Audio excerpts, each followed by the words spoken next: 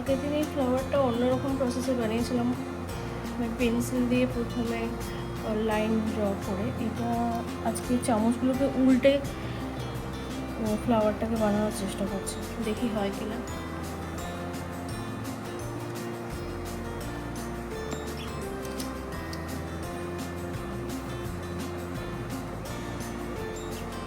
আমি আজকে কোনো লাইন ড্র করছি না, আমি এরকম আরবিট্রারি বসাচ্ছি জাস্ট আঠাটা দিয়ে। সেম আঠাই, ক্রাফটের আঠাই ইউজ করছি এখানে, B7000।